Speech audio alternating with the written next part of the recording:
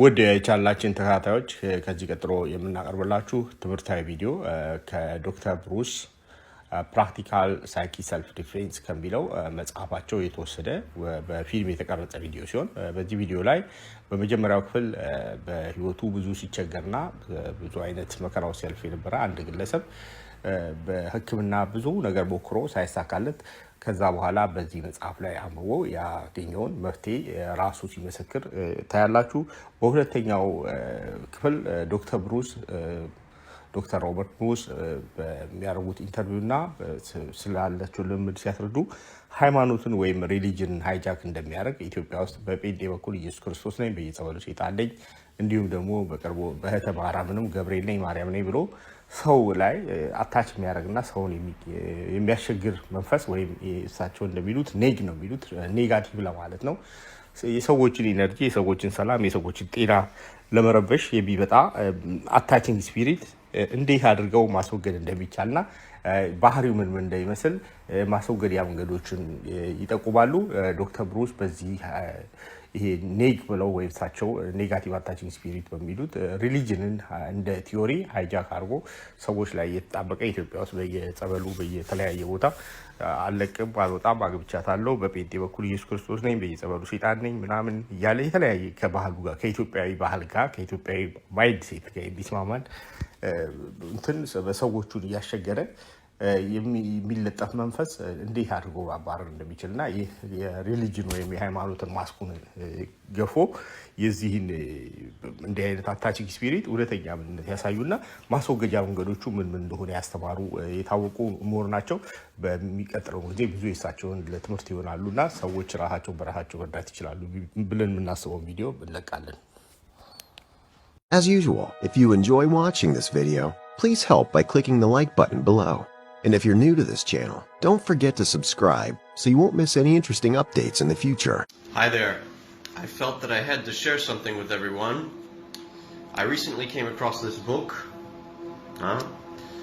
The Practical Psychic Self-Defense Handbook, a survival guide written by Robert Bruce. And let me tell you, I was skeptical, but this is the real deal.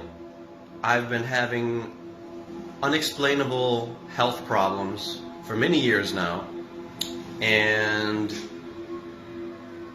none of the doctors I've ever seen have been able to help me, and I've seen many, and I've had many scans done, and I've had many recommendations, and I keep going back and forth, and I basically gave up on the medical community because they don't see anything wrong.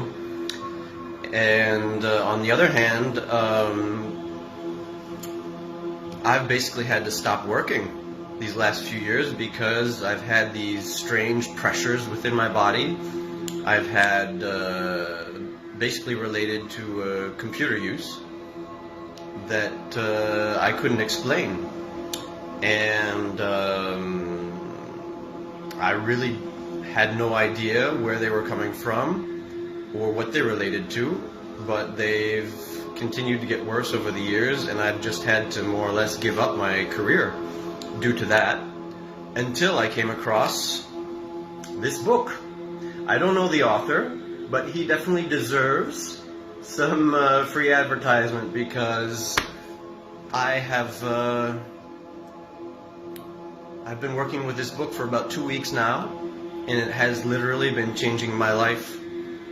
I've been applying all the countermeasures that he speaks of in the book, and things have gotten so much better. My life is finally starting to open up again. I'm finally starting to feel like I am able to live in a reasonably healthy way again, and it's only been 2 weeks. I can't imagine how it's going to be after I've been applying these measures for even a longer period of time, and I have had some very significant energy releases during these 2 weeks as well.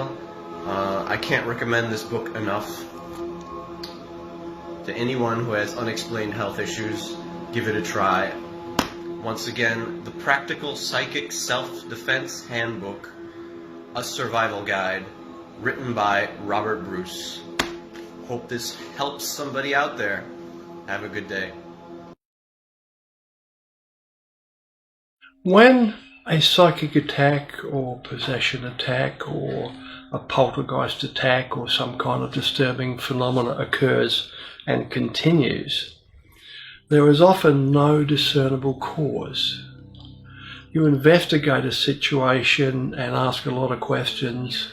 The things that I look for example, somebody in the house went on a haunted tour of an old mental asylum or a prison or something like that, somewhere where they could have picked up a negative entity. If there'd been serious arguments and upsets in a family or with friends or in business, those sort of things can cause attacks. But often you go into a situation where you have a very normal home, mum and dad, some children, clean living people, nice people, and there's nothing that you can come to grips with that would, through my experience of dealing with this a lot over decades, could tell me that this probably caused it. Sometimes you have nothing to work with. And in cases like that, I think there are a number of things which can be attributed to the attack happening. It can be the DNA in your own body, in a family, can be the cause. Understand that through your DNA and the flesh of your body, you have a direct connection with your mother and your father, and through them a direct connection to your grandfather and grandmother on both sides, all the way back for millions of years. This is like the past life argument, but this is more traceable, you could say. It seems to be more logical in a sense. The past life thing, I'll talk about that later, but it's your direct physical connection to your ancestors is a very powerful thing.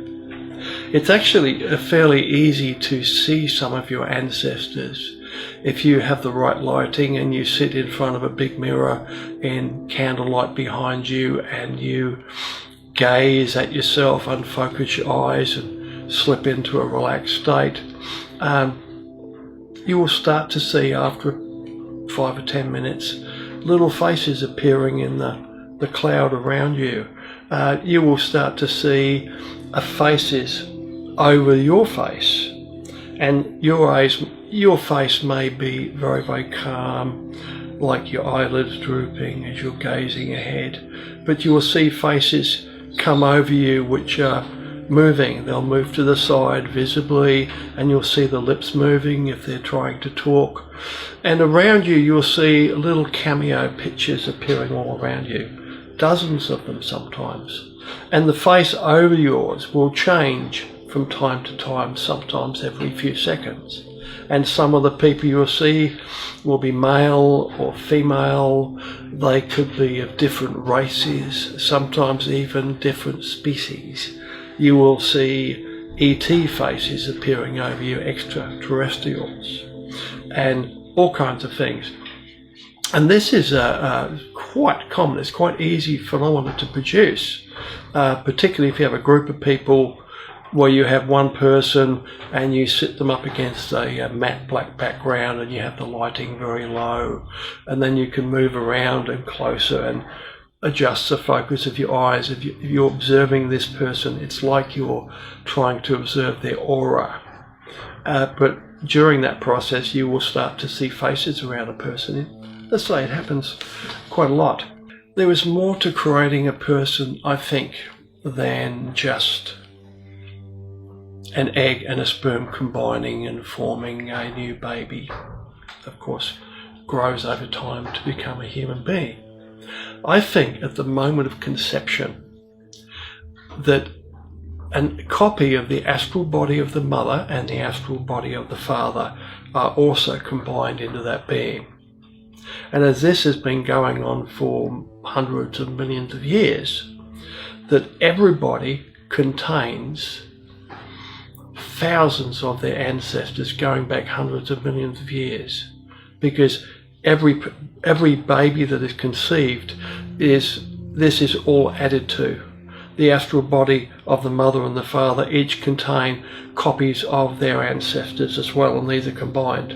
And I think this is a level of existence which is very little is understood about it. Ancestor attachments are generally benign, and it's almost like most of the ancestors inside of you are asleep. They just exist there. It's like a little thought form snapshot of each of your ancestors existing in your energy field, you could say. And these things do epigenetically affect us. Things from the past, from our ancestors, do affect us today.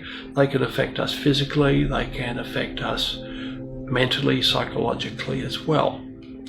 And traits as well, with traits of our ancestors, but more so than just physical traits passed on by the physical body, also psychological traits as well.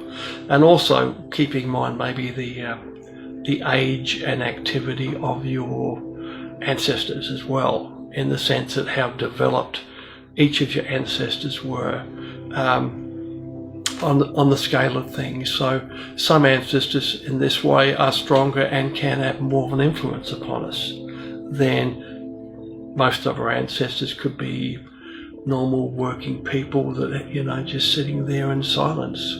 They wouldn't really understand. They don't really exist. It's almost like a moving snapshot, as I said, like a semi-living thought form. Tiny little things, you know. This could have an evolutionary purpose to help us evolve over time, and that does make sense, that we are a culmination of the combined experience of our ancestors, and that is an influence on us.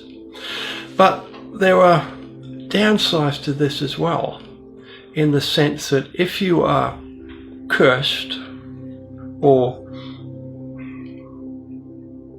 something terrible happens to you in the past, maybe hundreds or thousands of years ago, and a human being or an entity curses you, this can cause problems in the now, even though it happened thousands of years ago.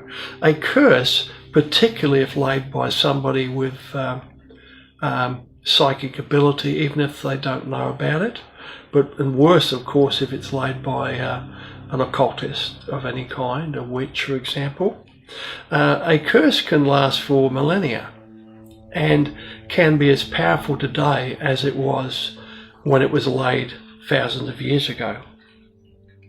For example, maybe hundreds or thousands of years ago, one of your ancestors was involved in witch hunting and torturing and burning witches or things like that. And a witch, if a witch lays a death curse upon you, it is a very, very powerful curse. And thousands of years later, it's still in force. And it could stay in force for millions of years. Or unless your family line dies out, that is, it will just continue being passed down through the DNA, as I was saying, like just like your ancestors, you have a curse laid upon you, which in a way attaches to your DNA. In a way, I'm saying here, you know, we're looking at spiritual forces here that may or may not affect that, but it's a good analogy to use, something that we can cling to in our mind and help to understand this process here. But a curse can be the root cause of negative attacks, entity attacks, and bad luck, depending on the nature of the curse. It, you know, can affect some people in a family line and not all of them. It may affect only the first son or the first daughter, depending on the formulation of the curse. It may affect everybody, and a curse can either grow or it can shrink away, depending on the lifestyle and beliefs of the people it's being passed on to. Curses can also be laid by humans, human onto human here, but particularly by a person that tends to brood, a person that holds grudges, a person that is vengeful. that type of person, that's the profile, the psychological profile of a person who has what is called the evil eye. And the evil eye is a person that if they don't like someone, they say they look upon you in a certain way, and they'll go home and brood upon you and maybe stick needles in a doll expressing their hatred of you. And if they have any psychic abilities, this can precipitate a psychic attack on that person in the now, as long as they're focusing on that person. Now, if the person involved has any agreements or contracts or spirit attachments, these spirits, entities may get involved in that brooding attack, so that when you psychically attack them while you're brooding about them and sticking pins in your voodoo doll, the entities automatically go and attack that person. For one, it may be a part of the agreement with the human being doing this, that they automatically protect or follow the will of this person. It can also be opportunity, because the psychic attacker is connecting to these people, and it offers a clear pathway to that person where they can torment them, attack them, possibly even feed on that person, feed on their life force, their energy. And this can often be at the root of a paranormal haunting type phenomena that's occurring on a family, and these can be the causes where no other cause is apparent. Nothing you could identify that is a cause, and this is what I generally look at when I'm analysing a psychic attack. Now, also another part of this is when a person hates somebody. If somebody has done something terrible to them and they die hating a person, maybe this person destroyed their family or their career or their business or something, did something really evil to them, a person can die with that hatred in them. And after death, in the afterlife, that person can continue hating that person, continue wishing vengeance on that person. And as a ghost, they have much more power to inflict suffering upon the person, the object of their hatred. And so this person after death may continue as a ghost, attacking this person and trying to get revenge. Now, if this continues for a very long time, if the person they hate dies in the situation, being involved with the family and that up close and personal, the attacking ghost can continue attacking other family members, and this can continue down the generations even. A vengeful ghost, a hungry ghost like this can, stick with a family, follow down for the generations, expressing its vengeance. But during this process, a person can become what they are doing, I think. Given the nature of the afterlife and metaphysics and spirituality, if you have a ghost that is focused very strongly on one particular thing and on doing one particular thing, after a long period of time they forget who they are and they become their hatred. So in this sense, a ghost that was once a normal human being can become another evil spirit, another negative entity. It may, in a very long period of time, even become a type of demon. And it has, forgotten everything about when it was alive as a human being. Why does God allow this? A question I am frequently asked. And it's worth thinking on. Why, if the nature of God and the divine is all about love and mercy and good things, why does God allow bad things to happen, particularly in this case, bad spiritual things to happen? Why are there demons? Why are there evil spirits, negs? Why? We would like things to be really lovely, and we would like there to be, spirit brothers and protectors so we're safe. But the nature of life is not safe all the time. It's not safe everywhere. Even in your life now, you may have a very safe life in the modern world, but people still get run over by buses and have accidents and things like that, unavoidable. Big life-changing experiences happen to people all the time. Part of the reason for, you could say, to understand why people keep asking this question is that we can't see the big picture. We can't see the big picture. We don't know the future and what will happen to us in the future. For example, going back 30 odd years when all these big events happened to me, including demonic possession and very, very difficult time, I could not see the future. I had a lot of faith, but I could not see the future. I didn't know where that would lead or why it was happening. I could barely guess at it. But now, in hindsight, looking back, I can see it very clearly. All of the bad things that happened to me in my life are parts of me. They brought on a lot of epiphanies, a lot of insights, a lot of understanding. And in the fullness of time, when I put it all together, I realised that I've made a really big contribution to the world, and that already my books have helped hundreds of thousands of people, particularly in the areas of psychic self-defense and things like that. So, and I'm still going. I'm nowhere near finishing my life project yet. But the bad things in my life that happened to me a long time ago are all a part of that. If these bad things hadn't have happened to me, I'd probably be happily married, working somewhere, just living like an average Joe.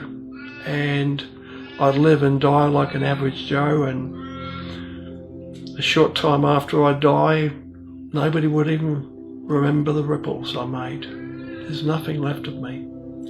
But this way in my life, although it's been brutally difficult, I'm making a difference. I'm making the world a better place in my way. I hope that helps to understand this, because if you look at God, which is source, which is in everything, you've got to take a much, much broader, larger view than having a person, godlike person sitting in the clouds somewhere. That's way too small. If you think the entire universe is God, God is in every molecule in the universe. We are all a part of God. Maybe a galaxy exists in God's right finger, somewhere near the second knuckle. I don't know. But it's very, very big. And it's not what we think it is, the nature of reality. If you're a religious type, you can understand why God would create angels and good spirits and masters. But God also created demons and negative entities and evil spirits. I mean, there's a reason for that. And in essence, this is true. Everything has its equal in the universe. For every angel, there is an equal or opposite demon. And all the way down this hierarchical structure there, which provides balance to the universe. And the interactions between the positive aspects of the universe and the negative aspects of the universe, angels and demons if you like, the interaction between those two forces is where evolution takes place. These brutal battles fought between angels and demons, metaphorically and in reality, you could say, are for a reason. These things produce life-changing experiences and epiphanies and totally alter the courses of lives. Our universe would not. If you removed all of the negatives and all of the evil from the universe, the human race, and probably the rest of the universe too, would probably die out over a period of time, largely through boredom. You know, because if we don't have the stimulus, if we don't have adversity to conquer, then what is the point of life, and where is the interest in life? Where is the drive to overcome adversity, going beyond our limits? It's all taken away. And yeah, we could sit down with sheep and lions and things and drink the milk of human kindness, but I'm sure that eventually that would get really, really boring. Another way of looking at this is, imagine if you had a spectrum that had only white and black was completely eliminated. With only white, you would not have colour. The massive spectrum of colour would not exist. And the opposite applies as well. If you only had black and you didn't have any white, colour would not exist. You know, opposites are necessary sometimes, like positive and negative. You cannot have a magnet unless you have both positive and negative poles. It can't exist in physics. You know, and all throughout science, study the universe, you come across a lot of necessary opposites. And I think the nature of the spiritual universe and how it's, you could say, how it exists, how it's designed, how it operates is necessary for its existence and for human existence as well. Angels and masters and good spirits do exist. I want to make that very, very clear. Through personal experience, my whole life, I have many times encountered angels. I've seen them, had some interaction with them. I've been involved with rituals with them. I've also encountered spirit masters, and many times, and they do exist. Even though, by and large, masters and angels and good spirits appear to have something like a general non-interference policy, they still exist. There is, unfortunately, no spiritual police force that I have been able to identify in any way, shape or form in my entire life of exploring this and the astral dimension. When I first started having astral projections as an adult, I was about 20, that was first on my list. Go out there and try and make contact, and to go out and get in touch with some of the spiritual hierarchy, the massive structure that I believed absolutely had to exist around the world. There should have been literally millions of spirits and guides and masters flying everywhere. But when I got out into the astral, there was nothing. I found it a very lonely place. Now, some spirits will help. Some spirits will help only if they are directly asked. I mean, even if you don't know that they are there, spirits, angels, masters around you watching, something bad is happening, you hope there's something around that can hear you, and you make a prayer in your mind or with your voice, and you ask for, please God help me, or angels please help me. Doesn't really matter what you call them. But sometimes it's only when you ask for help is instantly given. But it's not reliable. Sometimes nothing will happen. And when I don't get any help and something bad is happening, I understand that, I didn't always, but I understand that I'm going through a life-changing experience, one of the really big life lessons that happened to us, and this is going to change me if I survive. Now, some of these experiences, of course, survival is not a given, and that is the nature of life. But I survived, and it changed my life, and I've survived things like this many, many times in my life. Now, I must say, things are getting better as I'm getting older, but a part of that is also wisdom that comes with age, and the gentleness and the maturity that comes with it.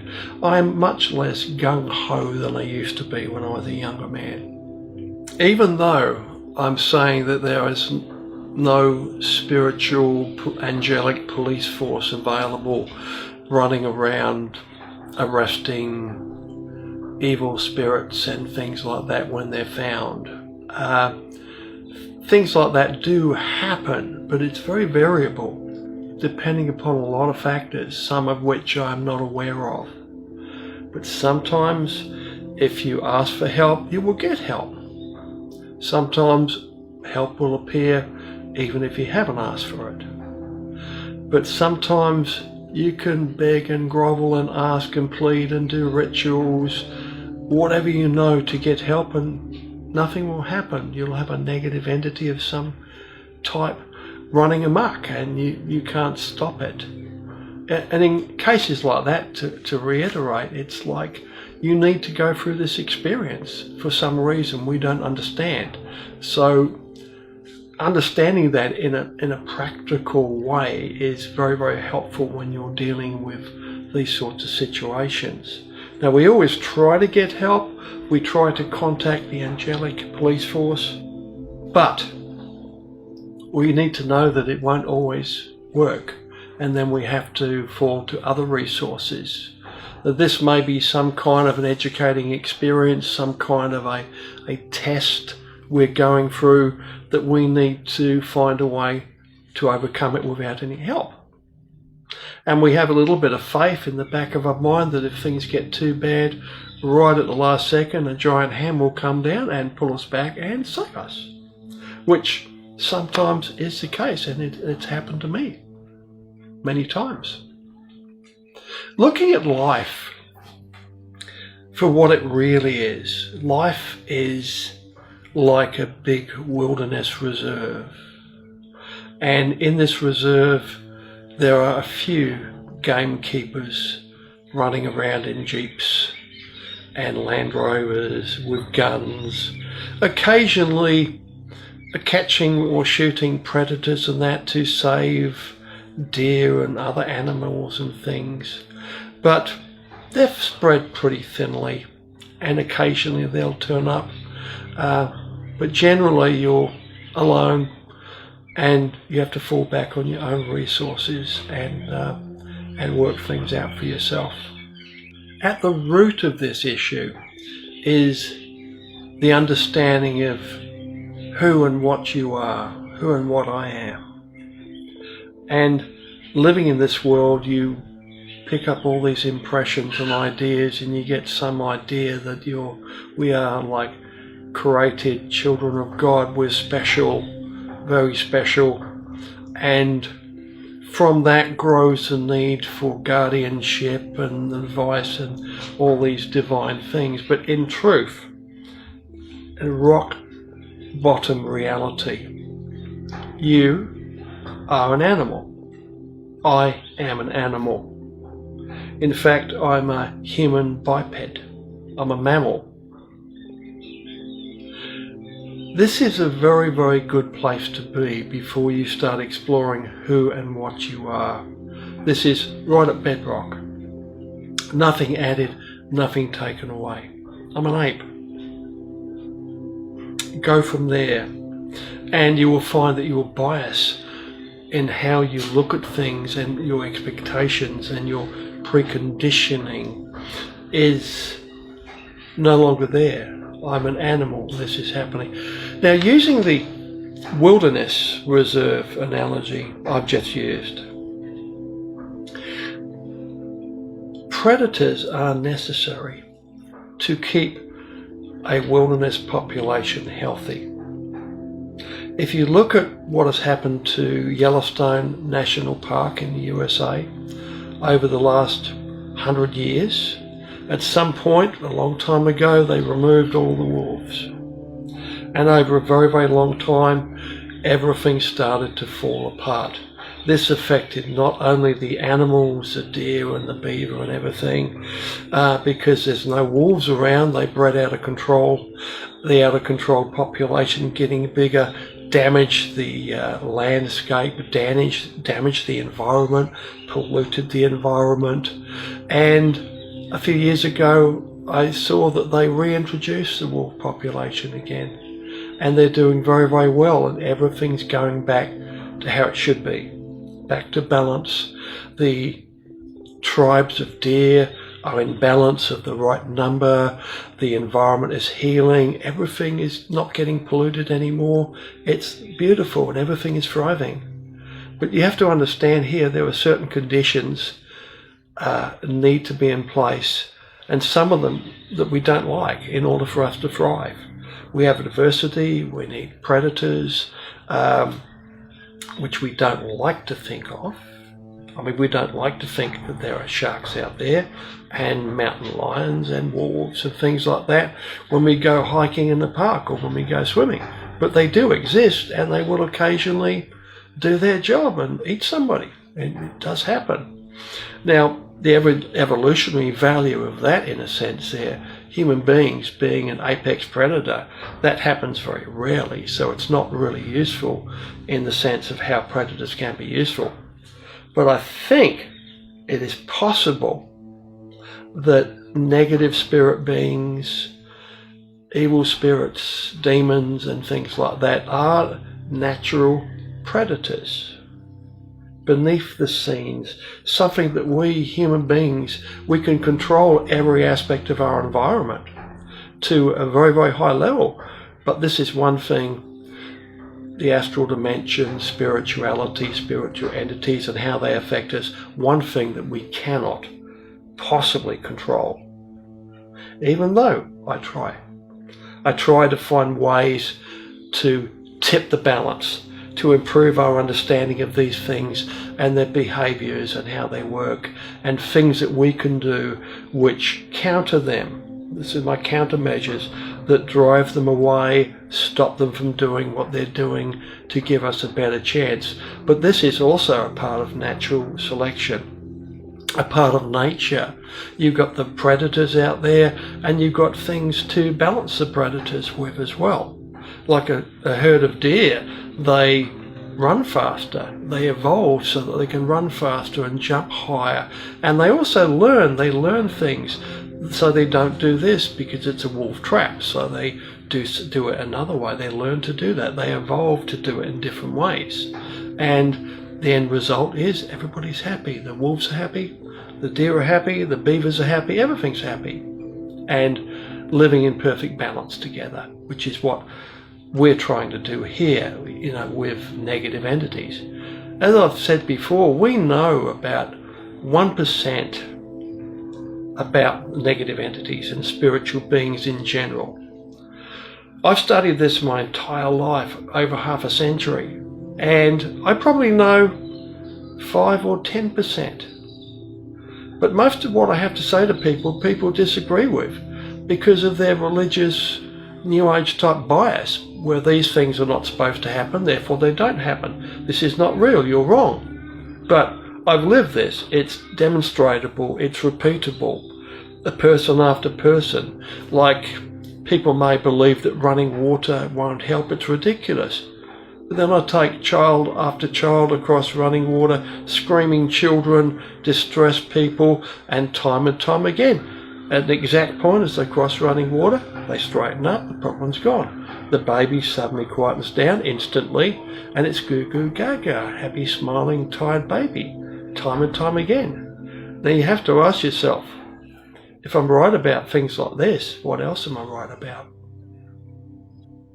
There are things that people ask me frequently about my work, and some of those questions involve karma, sacred contracts, past life agreements, spirit agreements and things like that. Well, I don't deny that things like this probably do exist. I do have some experience there. I don't focus on these because when you're dealing with a subject like practical psychic self-defense, the experience tells me that things like that are not particularly useful by way of a countermeasure. It may be comforting or interesting to know these things, but it won't get rid of the ET invaders in your living room. A shotgun will. It's practical. If you look back to the grandpappy shotgun analogy I did earlier, so I try to look for things like that and running water and things that anybody can do with no prior training or experience. You don't need to spend a couple of years training for 1 hour a day in order to do this particular ritual, which will protect you, because the vast majority of people are not going to do it. They can't do it. They're incapable of doing it, and they need something to work right now. And this is why I tend to focus upon things. I do discuss things like having agreements from other lives. You may have agreements with your own higher self, with yourself, of things that you are going to do in this life or the next, things that you are going to experience, you're going to learn from. And everything I'm talking about here, any kind of agreement or experience or event in your life, is all about your evolution. The evolution is something that makes more sense to me, and it's something you can work with and understand, and through that even develop countermeasures that work. It can be difficult to understand the nature of why psychic attacks and negative entity attacks occur. For many of them happen seemingly just at random. Apart from what I've already said about this, many attacks appear to happen because of vicarious behaviour by negative entities, random feeding, taking advantage of situations. Spontaneously an opportunity appears for a negative entity, and it takes advantage of that and moves and attaches to a person or attacks them, and feeding in some way, feeding on human life energy, seems to be the coin of the realm, and it appears to play a part with all negative entity attacks. Not so much with human on human, unless there is a negative entity involved in that equation, as there often is. But regardless of the type of the attack, some kind of feeding appears to go on. It can often be a matter of just being in the wrong place at the wrong time. For example, you take a haunted tour of an old prison or mental institution that is hundreds of years old maybe, and maybe thousands of people have been through that place, incarcerated. An old prison may have committed executions at some time, like the old prison in a city near here has hung hundreds of people over the time, and they do run haunted tours of that place, adding a little bit of hype to it. And I have had several people come to me over the years of taking these sorts of tours and coming to me with a full-on psychic attack that started during the tour. At some point, and these are particularly dangerous to take at night time, less dangerous in the daytime. But at some point during the tour, they felt a cold draft overcome them and a tingling sensation, maybe a little bit of pain, headache or something comes on, and after that it progressively gets worse, and they've got bad thoughts in their head within hours, and they go home and the next day it's worse, and they're not sleeping, they're having nightmares, and it progresses from there. There's all different types of attacks from negs and all different reasons why they happen. But there are commonalities like the feeding, like my major countermeasures working on electrical earthing and running water and things that actually work and are known to work in many situations. Your vulnerability to these things can also be related to your diet and health. Things like the consumption of wheat and the state of your immune system. I mean, your immune system can be compromised by eating too much wheat over a long period of time, your whole lifetime. And the opiates in wheat can open doorways in the mind, which expose you to other dimensions and different types of entities that can start coming through and influencing your behavior and even attaching to you and possessing you. And usually if you make some dietary changes, by like removing wheat from your diet, eating a lot of organic food, after a few weeks the problems just go away. I'm talking more about this later in the program on diet and health. Permission plays a big part in neg attacks and neg invasions. This applies mainly to the higher negative entities, not in the lower, smaller ones, the more intelligent types of entities. Now, that type of entity cannot do much to a person unless they get permission. And the permission comes from you, but the permission is actually granted by your higher self, in a sense that your higher self holds all the keys. Now, permission that I'm talking about here is very much like the vampire legend, where a vampire cannot enter your house. It can knock on the door, get your attention, but it can't enter your house until you give it permission to enter your house. That's where it gets difficult, apart from the fact that you've got a vampire in your house. You cannot ask it to leave. Once permission is given, it's been given carte blanche to come and go from your house as often as it likes. There is some kind of fine print involved with giving permission, that even though you've given a simple yes to something or intimated it through some action, that once it's given, it's very, very difficult to revoke. Now, of course, efforts are used to revoke it, but it is a bit like manifestation and affirmations. You often have to give a lot of time and effort to doing this to get any kind of result. And sometimes it doesn't work at all, depending on the entity involved. But also keep in mind that your higher self holds all the keys here.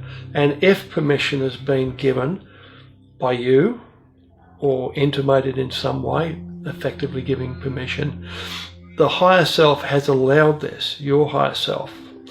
And it allows this because one is you have asked the higher self that you want to experience this entity.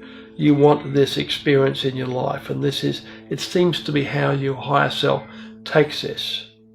Now, I can only look at my own life when this all started and how it progressed, which we'll be talking about soon. What happened to me? And that it was instantaneous. I mean, I was giving healing to a 5-year-old boy with possession problems, and in exasperation at a certain point, I thought the idea appeared in my head. I know it was planted there now telepathically, but I thought the words, I didn't speak them. I thought them very clearly, and what I thought was, take me and release the child. And it did, instantly. It was literally like getting punched in the mouth by a boxer, painful. And I'll go into this more when I tell my story and coming up shortly. Again, your higher self seems to hold the keys for the gateways and entry points into your body and whether you experience something or not. And there's various ways of permission can be given. It can be given directly in the classical, the demon appears, the voice, you have something you desperately want, maybe a job, or you may be in love with somebody and really want to be with them, and in your mind you are saying, I really, really want this, and a voice appears in your head and says, I can get that for you, and it offers you a deal. even though the deal may not be stated. You got to watch that fine print. And you say, yes, anything. And the demon says, okay, I'll get it for you. The deal is done. You just shook hands on the deal without reading the fine print. You're now paying 75% interest over 100 years or something ridiculous that you don't know about. Ignorance is no excuse in this arena. You don't understand it, you didn't know what you were saying, it doesn't matter. You know, you're nicked, you signed, you know, use your thumbprint, it's indeletable, you know. Now, I personally think that when demons do that, and they offer you the classic deal with the devil, you know, you sign it in blood and it gets burnt up so you can't take it back. I think what the demon is actually doing, it is looking into the future clairvoyantly, and it sees something happening to you, like maybe you have separated from your girlfriend or boyfriend, and it sees in some point in the future, a few months ahead there, you reconciling for a while, and it's lying to you. This is what these things do. It's offering you something it's not going to do. It's not going to take any action, because what you're agreeing to is already going to happen anyway, even if you'd rejected the demon and the offer it made. So you agree to this, and 4 weeks later your beloved one comes back and you reconcile for a while, maybe only for a week or two, and then it breaks up again. It's worse, but technically the demon has kept its word. You did reconcile, and it's not the demon's fault if it screwed up again and broke up. But now you've signed a contract and you owe something, whatever the demon wants. This is kind of how it is with all levels of neg entity attacks and attachments. It's the vague, the fine print is hidden, and you may not even have to speak a word. If you are sexually, for example, interfered with by a demon, I mean, the entity, you don't even know it's an entity. You may not even understand what's happening, but you know you're getting more sexual stimulation than you ever have done in your life. It's terribly addictive, very, very powerful. And what the entity is doing, it's directly stimulating your genital chakra, that no human being on the world could cause that much arousal in a person, or an orgasm as powerful as this, if you go with it. And if you go with it and you don't break this when it starts happening, you have just made an agreement. You've accepted this as part of the deal, and you've given a level of permission to this entity, and it will come back, and this will progressively increase until it's time for your first interest payment. And then you get to at least glimpse for half a second the fine print.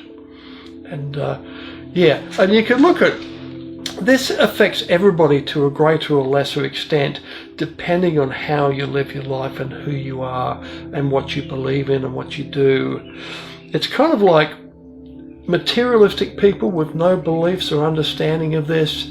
It can be related to an insecure computer system, a network that's very insecure, which is very easily hacked and taken over by malicious hackers, as compared to a firewalled, antivirus infused network system, which you just can't hack because it's been carefully done. But you might find a master hacker could still get through, but they won't be able to do very much, maybe apart from reading some data or that. But they won't be able to take over it, they won't be able to destroy it or damage it in any way, which is often the case. There's also the case of hereditary attachments and the neg attacks that can result at a certain time in your life, which has been timed, or something happens or you do something which triggers this, which comes from another life.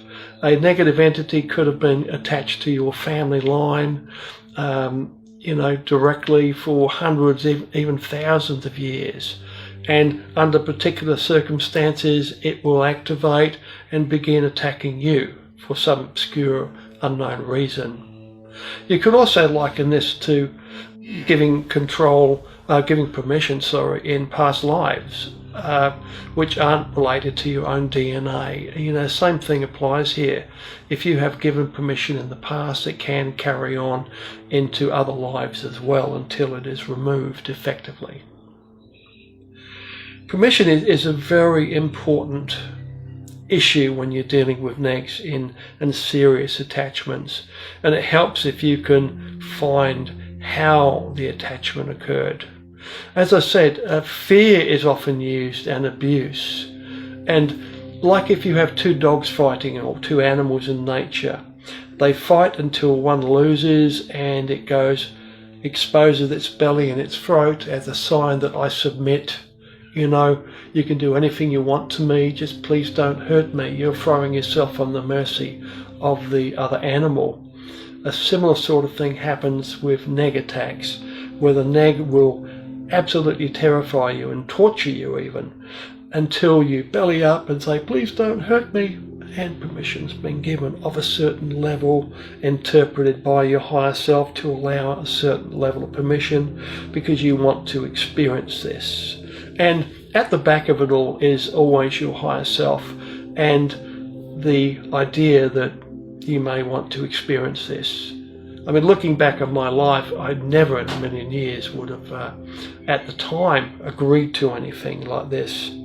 The many times I've been attacked and had things happen to me. But in hindsight now, looking back on it, I can see what happened to me was I was given a progressive education, which made these things that we're talking about here very, very real to me and to other people I've worked with as well. Once you experience it, it's like it suddenly becomes real.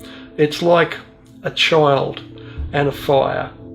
You can tell the child off as much as you like.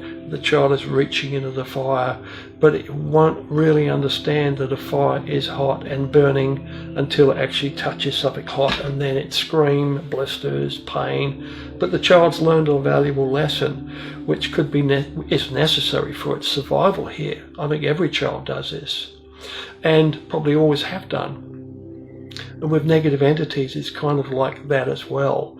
You get in this situation, permission's given, you're attacked for whatever reason, but you learn something from it. And if you survive it, which most people do, you've learned from it and it will change your world.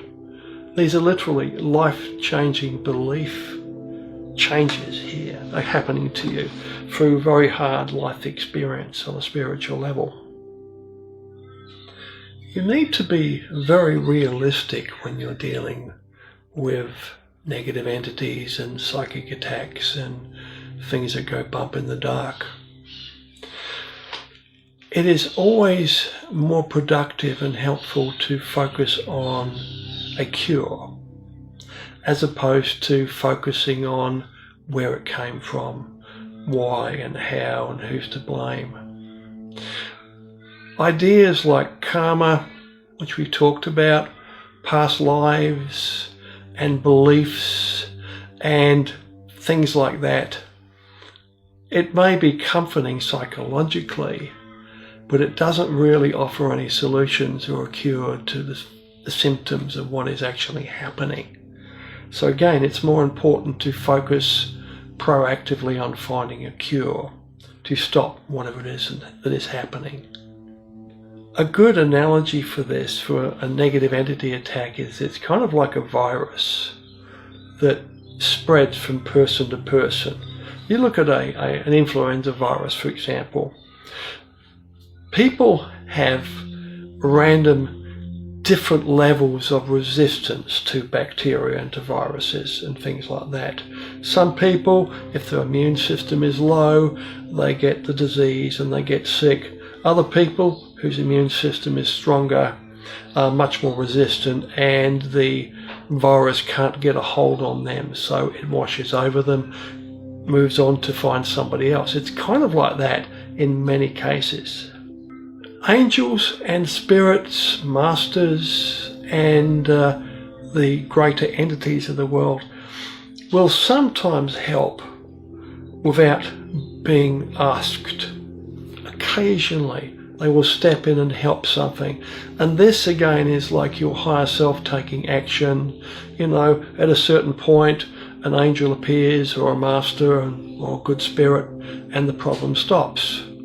But in my life experience, having explored this, and pushed the envelope a lot, angels and masters and good spirits will usually not interfere unless they are directly given permission to do so.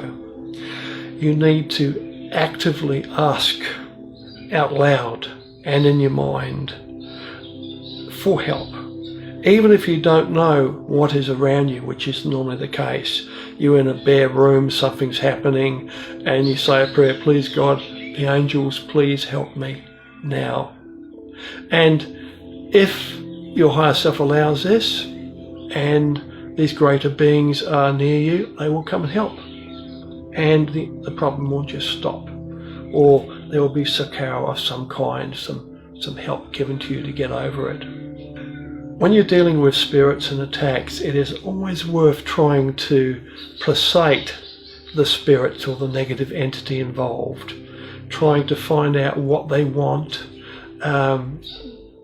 If you have a mediumistic person around, this can be very helpful. But try different ways to placate them, to make them happy, to move them on so they'll stop doing what they're doing. Many entities, including demons, will often, if you burn a candle for them and offer some flowers or something very, very simple, are quite happy and will move on their way after you do something like that. So this is worth exploring. I'll talk more about this further in the program.